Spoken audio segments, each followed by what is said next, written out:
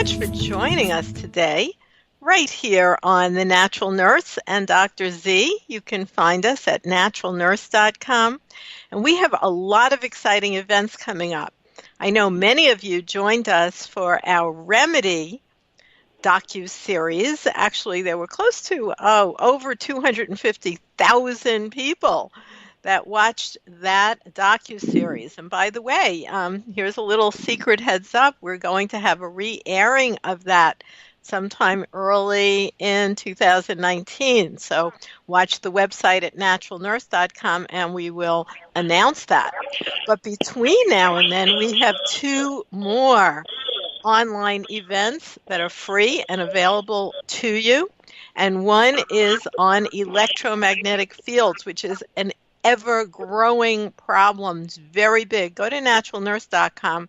Right now, we have right on the front page a flyer for EMF, and when you hit that, it will take you to a site where you can find all kinds of electromagnetic field testing devices, which you can use to monitor your own home for what's going on with the fields there. Find out about 5G, which is going to be turned on shortly. I think this week the government was auctioning off to various companies their ability to put a 5G repeater in front of your face, literally, no matter where you are in the world. It's a horrible, horrible situation.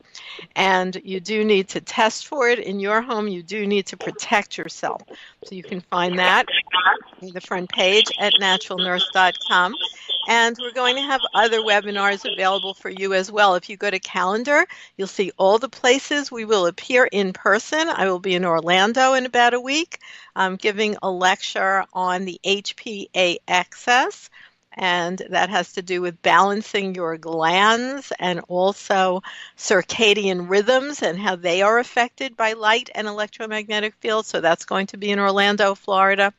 And we have so many online events that you can join in on, including the Natural Nurse Herbal Certification course. And by the way, that class grants 18 CE credits if you're a professional to nurses, nurse practitioners, massage therapists, acupuncturists, RDs, registered dietitians, clinical nutritionists, all of the above. So you can get in touch and get ready to take that class for 18 CEUs. And that is registered with the Florida State Department of Education. And we also can upload it directly to CE Broker. Now, if any of you are interested in taking those classes and you're not licensed, that's fine.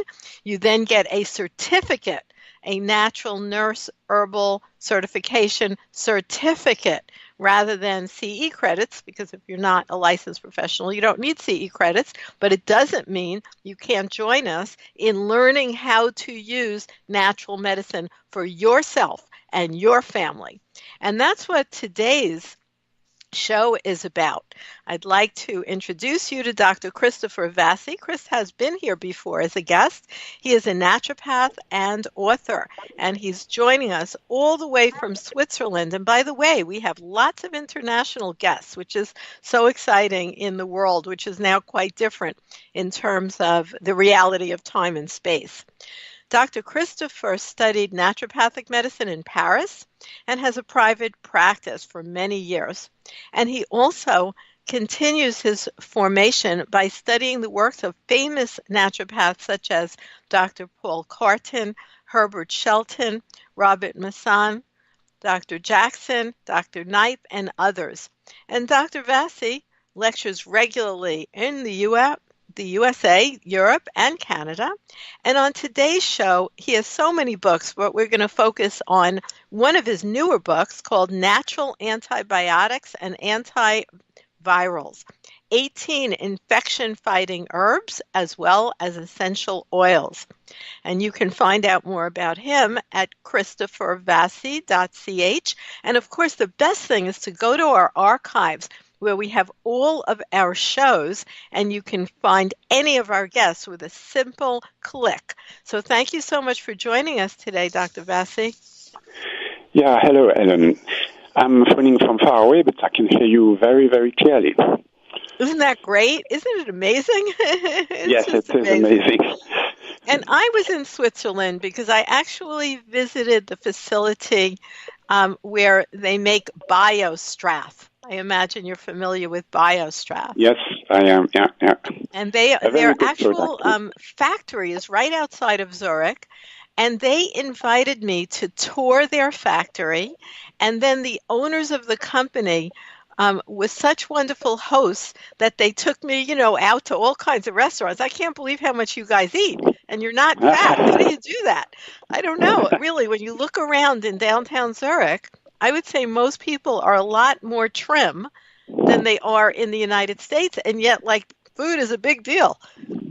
Yeah. Maybe they wanted to impress you. Yeah, that must be what it is, I'm sure. And then we went on that ride where you're on this, it's like a train, but it's very, very old and it just works on tracks that click and goes straight down a mountainside. It was very scary. Yeah. But Switzerland is a wonderful place. And I was very impressed, Dr. Vasey, that right downtown in Zurich, they had big, giant signs that were very anti-GMO. They were very? They were against genetically modified products. Yeah. Or maybe we had to vote for or against it, and therefore there was full of posters around. Yeah, that must have been the answer. And the Swiss people were not in favor of it. Most people don't here. They are more nature conscious, and they prefer not to go too far in that direction. Well, I think that's a wise decision. Now, with your many, many books, and if people do go and look you up online at christophervasey.ch, it might be easier just to link to that. You have a lot of books, Dr. Vasey. How do you have time to write so many books? Well, I write them one after the other, and I've been writing for many, many years. So that's the way, the reason why it's possible. And also my professional activity has very quickly been organized that I have a practice where people come, and I work a certain number of hours for that, but the rest of the time I take for writing books. That's it. So that's very good advice. In other words, people who want to write a book, and I myself have written 15, it's a matter of putting that on your schedule, and you have to sit there and do it. So many people say they're going to write a book, but someone like yourself actually has it as part of what you do on a daily or weekly basis. Yeah, exactly. Yeah. I think it's with the same thing with everything. One has to plan it and then follow the plan. Otherwise, you never do it. Yeah. But I must say also, it's not a problem for me because I like writing, so it's a pleasure. Now, this current book that we're talking about today, which is Natural Antibiotics and Antivirals, what made you pick this particular topic to focus on?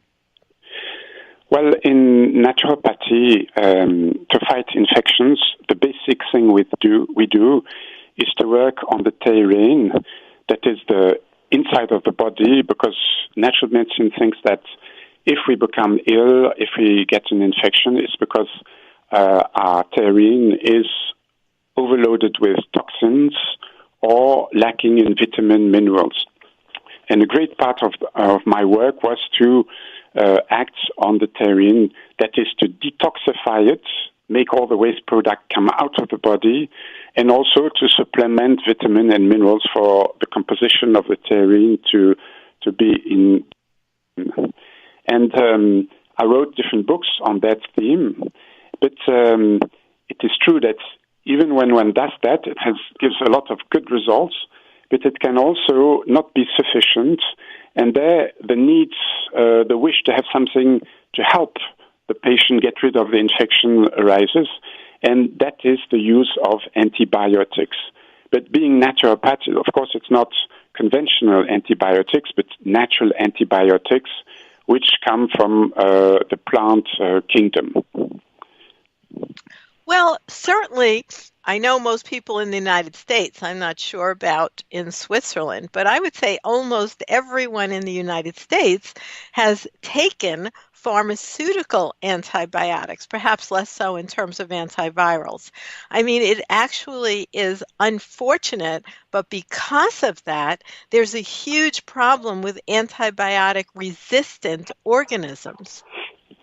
Yes, the antibiotics are given to a patient because the aim is to kill the microbes, the germs. But the germs are living beings. They want to stay alive, and they will fight against the antibiotic to try and survive. And sometimes they can, and therefore they will build a system to be able to neutralize the deadly effect of the antibiotics. In such a case, we say that the germs have developed a resistance against that antibiotic. Not all, but that's the antibiotic it was in contact with. Because to develop a resistance, the microbe has to be in contact with the antibiotic. So there are different reasons why it can do it. Let's see when it can't do it. If an antibiotic is well chosen, is taken at the correct dosage, it will kill the microbe and it will not be able to fight back. But if the antibiotic is not powerful enough or not chosen well enough or not taken correctly, then the microbe is in contact with the antibiotic, but this latter doesn't destroy it, it only attacks it, and therefore the germ can work to develop a resistance. Well, I think that's true, but there are other ways that antibiotics get into our environment and, in fact, into our body. For instance, what you just described, Dr. Vasey, in terms of an antibiotic that's prescribed, and perhaps it's the wrong one because the doctor did not do a specificity to see which antibiotic would be effective against the particular thing that you are having in terms of a microorganism attack, but also the fact that they are overused hugely in the environment, such as being fed every single day to animals that people then eat, and they get antibiotic residue in them that way. In addition, something called triclosan, which is an antibiotic that's in dishwashing liquids, for instance, and everything that says viral or anti-germ that we use around the house. When I say we, I do not include myself because I've never used any of those things, but they're prolific in the environment. Yeah, you're quite right. It's really true.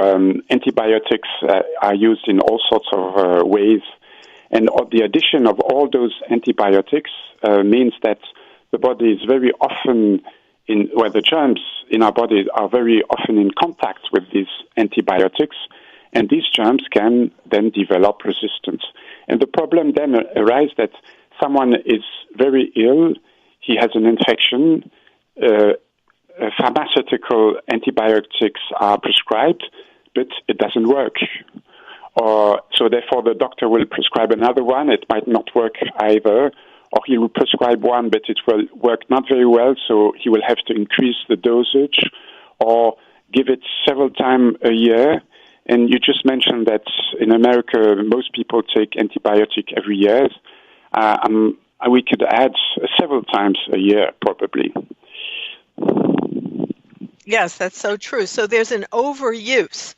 And I have to say, even in mainstream medicine, since I am a conventional nurse and go to lots of classes about that, even in mainstream medicine, they are starting to say not to give so many antibiotics, as you talk about in detail in your book, Natural Antibiotics and Antivirals. But they don't have an alternative, which you're talking about what else you might want to consider using. Yeah, that's the good news, that antibiotics, pharmaceutical antibiotics don't work as well because germs have built resistance against them. But there's an alternative. It is the natural antibiotics and antivirals. They come from the kingdom plant. They are easy to use, effective. They've been used for thousands of years. It's just, and nowadays with the development of science, we know better how to use them, and they are being used, those natural antibiotics, by naturopaths and many people who treat themselves when they have a small infection. Yes, and it's very good to learn about that. So why don't we just investigate your book? Now, one thing I find interesting is it true that if you were to use a natural antibiotic, and we'll go into specific ones shortly, that they're not as negative for the body in terms of building up a resistance, and they don't necessarily wipe out positive bacteria such as the healthy microbiome. Is that the case? Yeah, it's the case. The first thing, the antibiotic molecules in a pharmaceutical antibiotic is there are only one or two molecules which have the effect. But in natural antibiotics in plants, there are 10, 20, or 30 different molecules which work towards killing the germ. So if a germ can develop a resistance against one or two molecules, it can, we know it, but it cannot do it against 10 or 20 molecules. It's too much work, too complicated. And therefore, the other good news is that natural antibiotics, germs cannot develop resistance against natural antibiotics. Now, they haven't been known to so far. We don't really know what can or cannot in the future, because those germs are pretty smart entities. Yeah. They've been on this planet a lot longer than us, and probably will be here a lot longer than humans. But as of now, you're saying they have not been able to develop a resistance in most cases. And especially because they are not used as massively as the others are. So, but maybe when everybody uses those, maybe it will have a problem. But then there will still be another solution, and that's to come back to work on the terrain. I mean, if the body is full of toxins and lacking vitamins, nutrients, it is weak, and the immune system is weak, and the immune system cannot work against the germ as well as it should. Because a very healthy body with a very healthy immune system is able to fight, in theory, any microbes coming in, fighting successfully.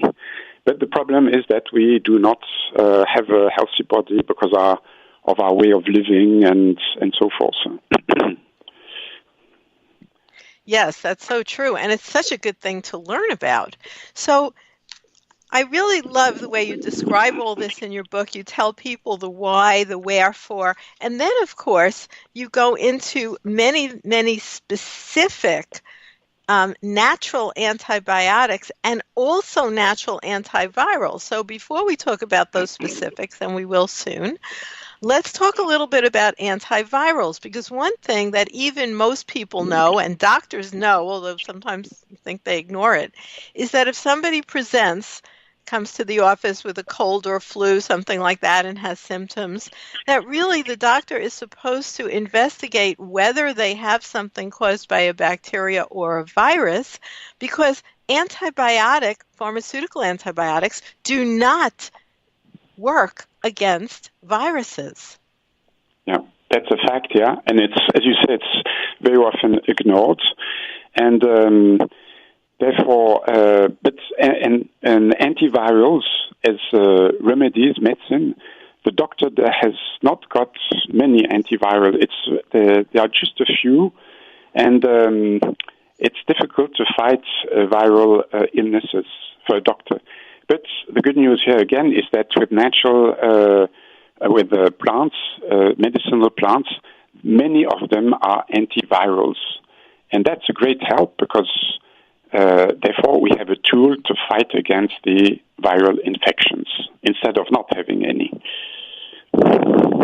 Yes, and very often people have a co-infection. Like if they're not feeling well, there's an overabundance in their body of both viruses and bacteria. And as you said, Dr. Vasey, really it usually has to do with the terrain.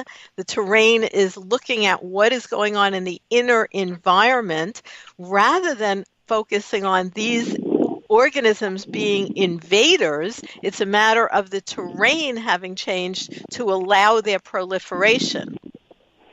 Exactly. It's so important that everybody really understands that our body can be receptive or not to microbes. If our terrain is not in a good state, microbes are delighted, they can multiply, and the infection is strong. But if the terrain is in a good order, then they have a lot of difficulty surviving. So working on the terrain by detoxifying the body and also supplementing vitamins and so forth is a basic thing to do. And also, change the way the person eats and lives, because all that influences the quality of the terrain. And Louis Pasteur, who discovered germs, the French scientist, he said that the germ is nothing and the terrain is all, which means that if the terrain is in good order, the germ is nothing, it doesn't count, it doesn't have much effect. Well, you're talking about Louis Pasteur saying that, and he's the one, of course, which caused the sterilization of milk and all those kinds of things. Yeah. But he said that, from what I have heard, is that in later life, in fact, on his deathbed, he actually shared that, which was almost a reversal on what was used as his life's work. But it is contested. Some people say that he didn't say it, I don't know. But it was on his deathbed. At the end, he said, it's, in fact, the terrain is more important than the microbe, which was a good way to end this life. So we're going to take a little break right here on The Natural Nurse and Dr. Z, just to let you hear a little bit about natural medicine chest. When we come back, we are going to continue our discussion with author Christopher Vasey, naturopathic doctor. We're going to continue talking about his books. He has many books. Today we're talking about natural antibiotics and antivirals, 18 infection-fighting herbs and essential oils, and we will be talking about that when we come back. On this edition of the Natural Medicine Chest, we'll discuss the nutrient known as taurine. Amino acids are chemical constituents that form the building blocks of protein in the body. The official definition of an amino acid is a compound which contains an amino group and a carboxylic acid. Taurine contains a sulfonic group instead, so is not a true amino acid, although it is often referred to as one. The intracellular concentration of taurine is 10 times that of any normal free amino acid. Taurine was discovered in 1827, but the significance of taurine in nutrition was not realized until 1975, when the journal Science published a study showing that taurine-deficient cats suffered from retinal degeneration. In 1986, the Annual Review of Biochemistry reported that the amount of taurine present in mammalian milk depends on the species. Natural human mother's milk is rich in taurine, but cow's milk, except for the early milk known as colostrum, is taurine deficient. Pediatrics Journal in 1983 printed a study which outlined several of the biologically significant functions of taurine, and an effort was then made to fortify infant formula by adding taurine. Some species of animals, such as cats, cannot synthesize taurine within their bodies, and so must receive it through their diets. Humans have a very limited ability to synthesize taurine, so adequate intake through diet and supplementation is important. The principal source of dietary taurine is meat of various types and shellfish. Even people ingesting sufficiently high levels of taurine may develop a deficiency due to the overgrowth of certain anaerobic intestinal microorganisms which consume taurine. Certain prescription drugs are known inhibitors of taurine uptake.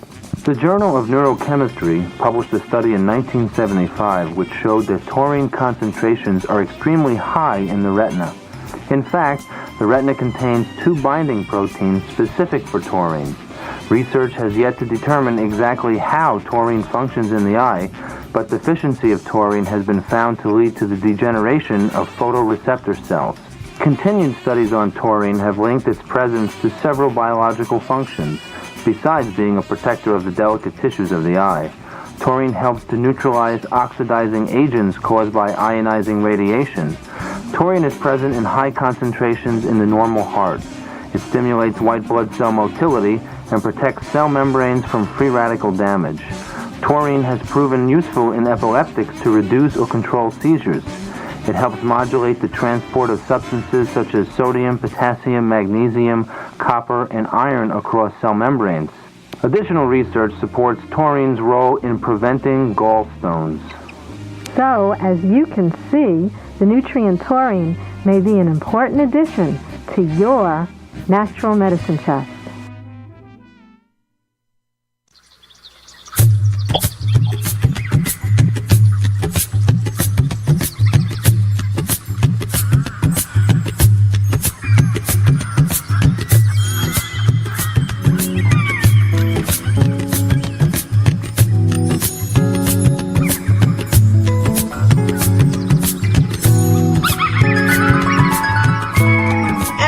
Welcome back once again to more right here on The Natural Nurse and Dr. Z. And we are so happy to be on board with you, and we love to hear from you.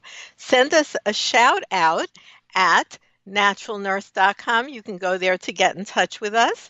And also, you can join us online by listening to The Natural Nurse and Dr. Z anytime on the archives. And you can join us on ground or online for the many classes and workshops that we teach just about every single day. Today, we are so happy to have as our guest Dr. Christopher Vasey, who is a naturopathic doctor and a prolific author. Today, we're talking about natural antibiotics and antivirals, 18 infection-fighting herbs and essential oils. So, Dr. Vasey, let's jump right into the specifics that people can also find in your book. What would be your top-of-the-line best antibiotic herb? I think Niaouli is a very powerful herb. It is usually used in the form of essential oil, and it's very powerful in itself, and it will also fight against the 4 kinds of germs, because there's not only one kind of germ, but they can be parasites or bacteria or fungi or viruses. And Niaouli is very powerful against all of those kind of germs. So what was that number 1 herb, did you say? Niaouli. Niaouli. What is that? I don't know what herb that is. Well. How do you spell it? Niaouli. Oh, okay, Niaouli. So is that a common herb that is sold over the counter? Yes, it doesn't grow in the United States or in Europe, but it is sold in the form of essential oils. Oh, that's different. That's an essential oil. Yes, that's different. Before we talk about essential oils, let's talk about herbs that you could use, let's say, as tincture, tea, or capsule. So, yes, I have heard of Niaouli as an essential oil, but let's talk about herbs that, people can walk right in the health food store and not first learn about using essential oils, which, of course, is also important. What would be your top herb, would you say? I would say thyme is also a very good plant, very good, very powerful, and thyme grows in the garden of most people. Or it is also possible to use thyme which has been dried. So you buy a box of dry leaves of thyme. And as for Niaouli, this thyme is effective against all the different kinds of germs. It is mostly used for infection of the respiratory tract, when people have colds of bronchitis, flu, and so forth. But it can also be used for the urinary tract when there are infections. It's very powerful. It is, and it can be taken in the form of tea. So that would mean taking 3 or to 5 cups of infusion of thyme. Well, shall I say how we prepare? It should be prepared. One puts maybe a teaspoon of half a teaspoon of those leaves, dry leaves, in a cup of hot water, and one has to leave them about 10 minutes in order for the active substance of thyme to get out of the tissues and go into the water, which will then be drunk. Yes, that's a very good suggestion. Now, you do have in your book one that is very, very common. I don't think of it in terms of being antibiotic, but as immune support, and you have purple coneflower, also known as echinacea. Yes. Well, this plant was used by Indians in the United States already for a long time, and it has 2 different main actions. It has antibiotic virtues, so it will kill microbes, but also, and which is very important, it can also increase, stimulate the immune system to produce more macrophage. Macrophage are cells of the immune system which have the capacity to eat many microbes. They're big. They have a big size cells, and they swallow a group of microbes and then digest them, and the microbes are dead. And macrophage we have all over in the body. They are in fixed places or they move a bit around, and as soon as they catch microbes passing by, they swallow them and kill them. It's one of the first line of defense of our immune system, and to have many of them or to increase their number when there's an infection is, of course, very helpful. And that's what purple coneflower does. Yes, it has a plethora of science, and it's quite mild. Some people have a little bit of sensitivity if they have a daisy allergy, in which case they might get a minor symptom, but such as a sniffly nose. Very rare. Only if you have a daisy allergy, since if you look at an echinacea plant, it looks like a big purple daisy, and it is in a similar Compositae family. But in general, it's very safe and even can be used with children. So that is definitely one of my go-to favorites. It's not the strongest antimicrobial, but it definitely, I've actually worked with a dark-field microscope, and I have even sent, believe it or not, the energetic essence of echinacea to white blood cells on a dark field microscope slide, and I have actually validated the fact that even the energetic signature, such as in a radionic broadcast, I know people may not know some of these words, but I'm just going to throw it out there, will actually cause white blood cells to move more efficiently and be able to recognize and destroy invading microorganisms. And that does go on with echinacea. If you take it as a tea, as a tincture, as an extract, as a capsule, or as I'm sharing here for the first time, even if you use it as a radionic broadcast, and I'm not doing a show today about what that means, but I have a feeling Dr. Vasey will know what that means. Yeah, I know what it means, yeah. I'm sure. I'm sure you do. Energy, it cannot be seen, but it works, yeah. It's effective. Now, another one you talk about in your book, which is definitely very, very strong in its antibiotic type activity, would be barberry, which also includes other berberine-containing herbs such as golden seal. What do you think about those?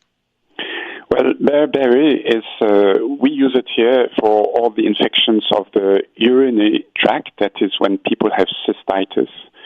And we use it, well, it can be taken in the form of a tea, but we use it more in the form of a tincture. That is, the plant is put into alcohol for a certain time in order for the active substance to go into the alcohol.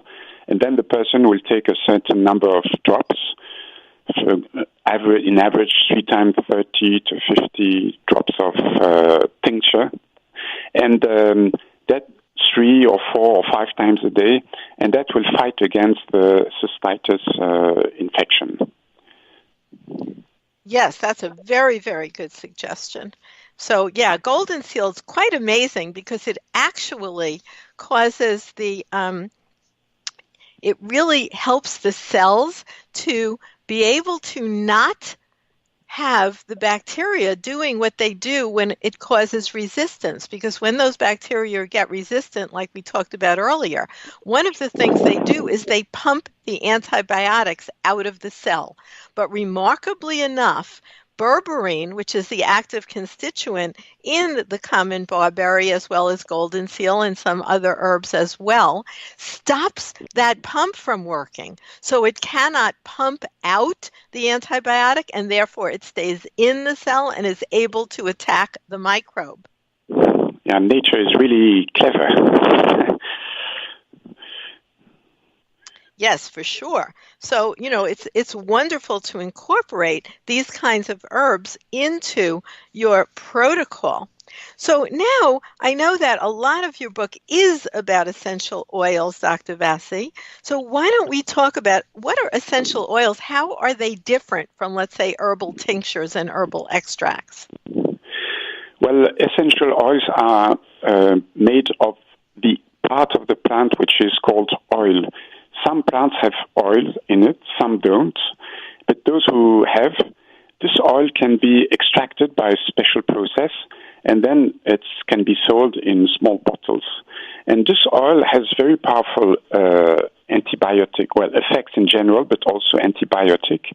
And to show how concentrated these drops are, I would just like to say that one needs 100 kilo of time in order to obtain 200 grams of essential oil. So that's really a lot of material to get just a few drops. And each drop is very powerful.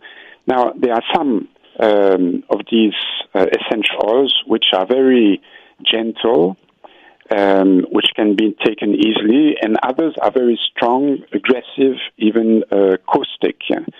And well, it's all explained in my books and any books which talks about essential oils. One has to know if it's gentle or not, because gentle essential oils can be wrapped on the skin, for example, or can be taken with easy swallowed. But when it comes to strong, aggressive, caustic essential oil, one has to be very, very careful. And if one uses it, we use them on the skin, one should dilute them in oily supports. It can be any oil available at home. I mean, oil used for making salads, huh? Not oil for the car. But and for example, 5 drops of essential oil in a teaspoon of oil.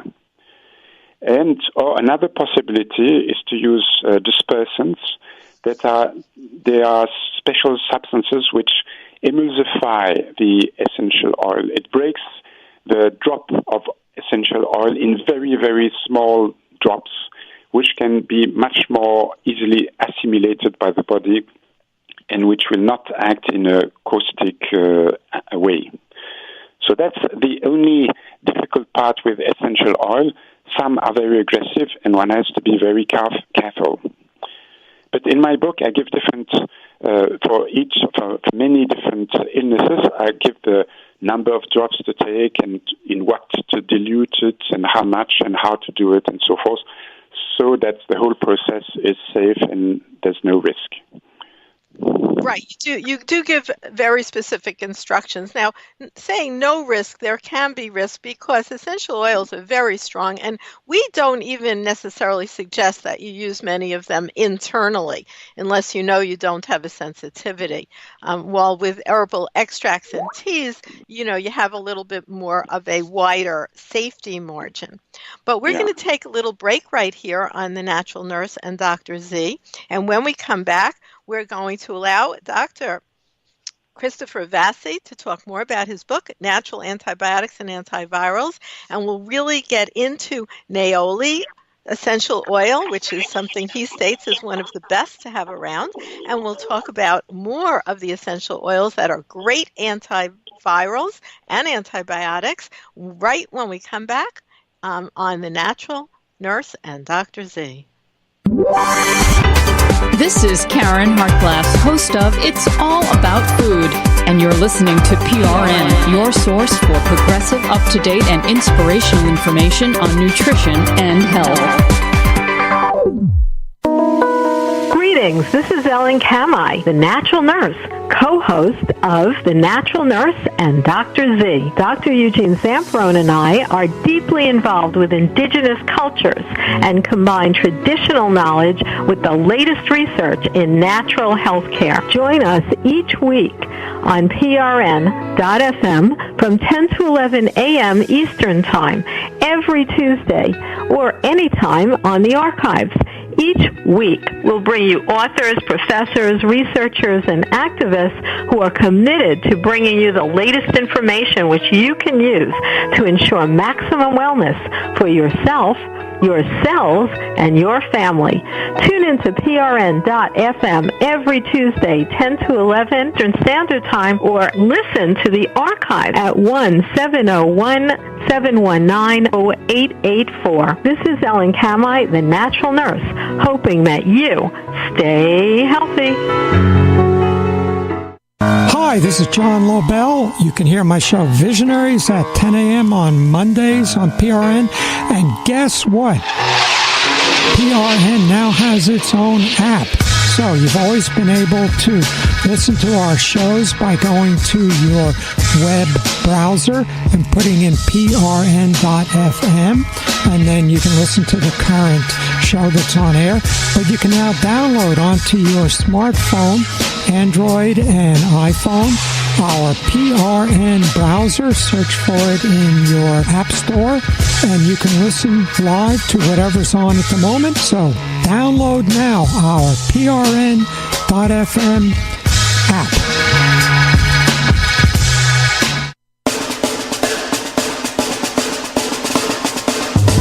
Stay tuned to PRN.FM for more empowering ideas from progressive voices. We're moving forward, and we hope you're coming with us.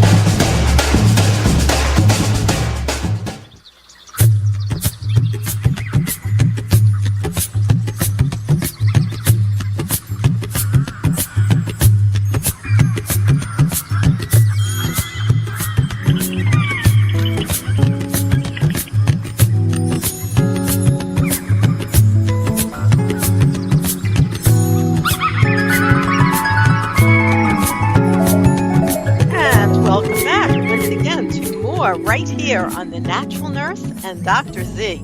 We'd love to hear from you.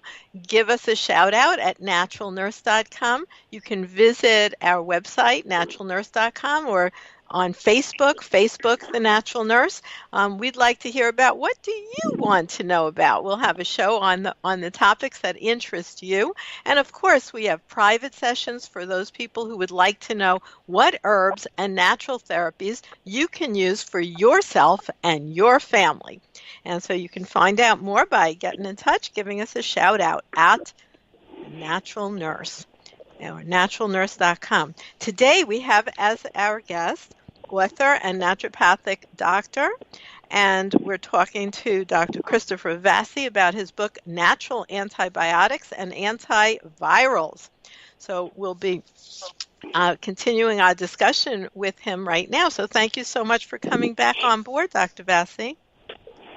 Yeah, I'm here. I just want to add something. You talked about oils, and then in your book, you actually have very specific, a whole layout, which is great, of specific problems and what people can do about them in terms of using some of those oils. Yes, all plants, yeah. The aim of the book is to explain what are antibiotics, natural antibiotics, but also how to take them. And general rules are not enough for many people, so that's why I thought I will give a whole list of common ailments, illnesses, and explain what is the illness and what plants can be taken and how to take them and how long and so forth. So that it's very, very practical and people can not go wrong or not too wrong by following the instructions. So let's talk about some of the specific illnesses, or let's put it as conditions, that you discuss in your book and your outline of how to care for them. All right, let's take if someone has a bronchitis, many different plants can be taken. One of them being niaouli, which I've talked about a moment ago, in the form of essential oil. It's a possibility. As you said, it's very powerful. You don't prescribe them too much. Here, I must say that I don't prescribe them too often if I can avoid them, because many patients are not too... they're very strong, and they will not support them, be happy with them if they take them for too long. So usually the treatments are quite short, and then the treatment goes on with taking tinctures or teas, but usually in a few days of essential oil, one has already a good result. So niaouli is a plant which grows in Madagascar, that's off Africa, and the leaves are used to fight infections. It was well known by the people who lived there, and by the way, it's incredible how all those people, which we call primitive people, knew much and so much about plants. In fact, many of the virtue properties of plants that we know were given to us, we human beings of the 20th, 21st century, by tradition. People many centuries ago knew or discovered the virtues of a plant and transmitted this knowledge. And just to be complete, science has researched to find new properties or new plants, but it has not found so many, not very much, in fact. In fact, most of our knowledge about plants is very, very old.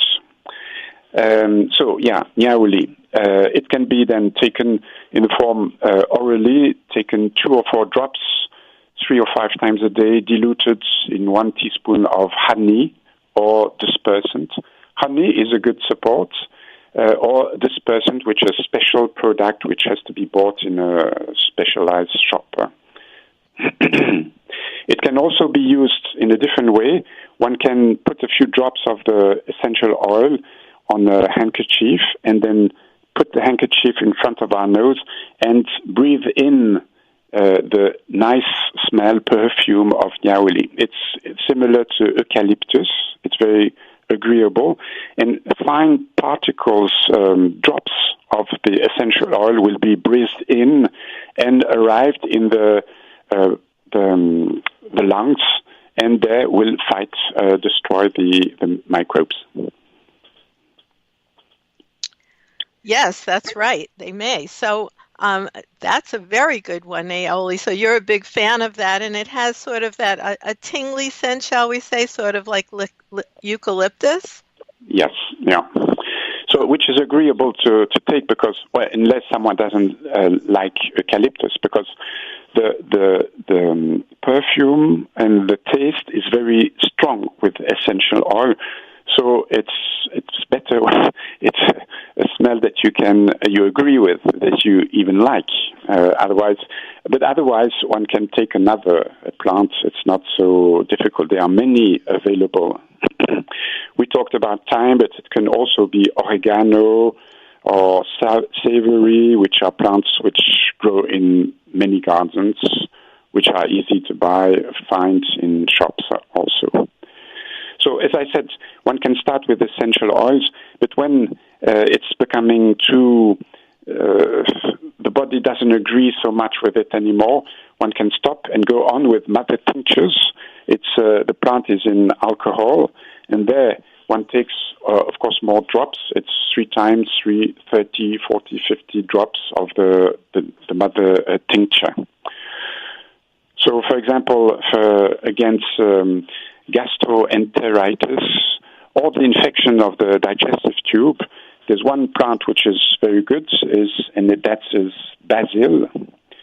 Basil, which is used, when one cooks in the kitchen for pizza, by the way. Basil is a very powerful antivirus, and its organ of predilection, I mean, the place of in the body where it's at ease and can work well is the digestive tube. So any infection of the digestive tube can be treated with basil in the form of essential oil or mother tincture or teas. Yeah, so now in your book, Natural Antibiotics and Antivirals, you do have, let's go into some of these very specific health issues and how someone might actually utilize these natural antibiotics and antivirals to help address them. So why don't you choose some of the ones that you have found work best in your clinical practice? Well, one plant which works very well is mouse ear hawkweed, and that's it works to fight against cystitis.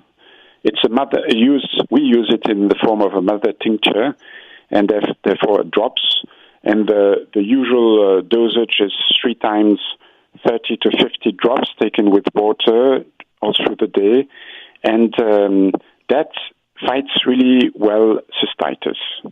It's a bit in the same kind of plant as bearberry.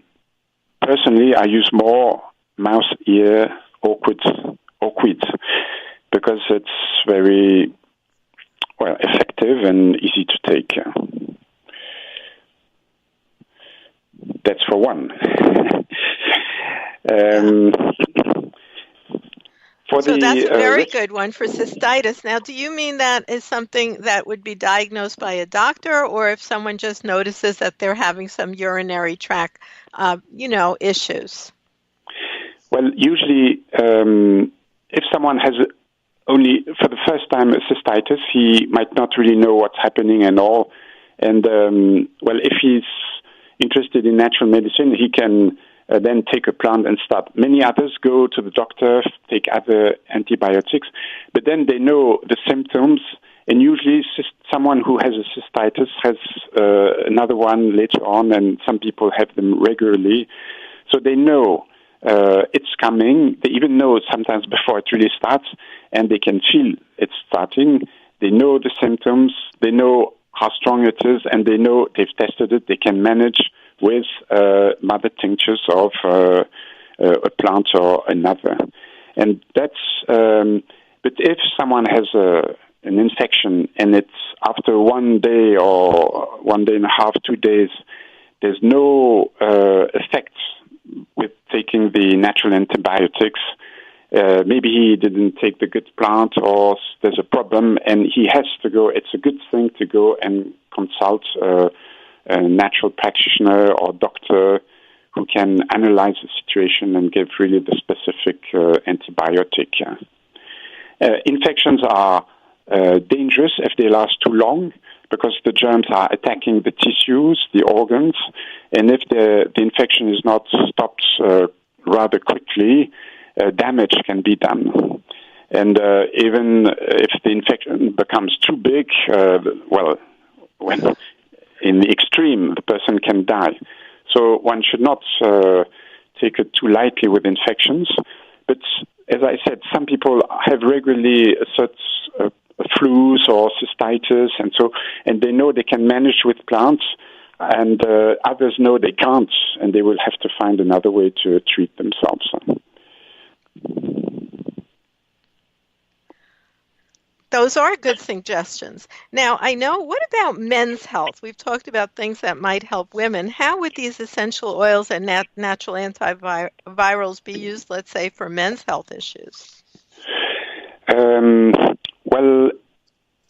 They are the same plants. These plants which work on the urinary tract, for example, are not choosy. They will act even if it's a man. I mean, they will work on women and men both. Some plants are in affinity with the urinary tract or the skin or another organ, and they can be taken either by women or by men. It would work in both cases. So for men infections like prostatitis, it will be it can also be niaouli, but it can be other plants which work on that part of the body, like oregano, which can be good, or savory, also very strong and active on that sphere of the body. Maybe to tell you about another favorite of mine is to talk about Havin Tsara, which is a very powerful antiviral, and it grows free in China, Japan, Taiwan. Wait, what is that herb? And let's spell it so we all know which herb you're talking about. When I speak, I've got the French accent for those names, so it's difficult. Havin Tsara. R-A-V-I-N-T-S-A-R-A.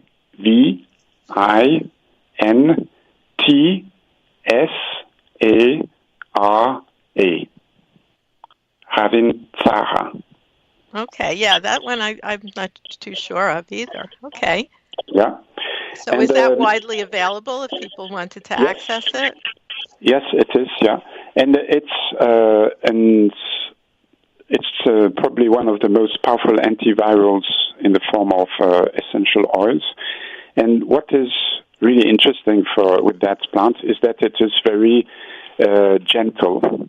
It's not aggressive, not caustic at all. It's like lavender, which is another essential oil, which is very that's soft, a very important gentle. one, lavender, because most people even have that available right in their home.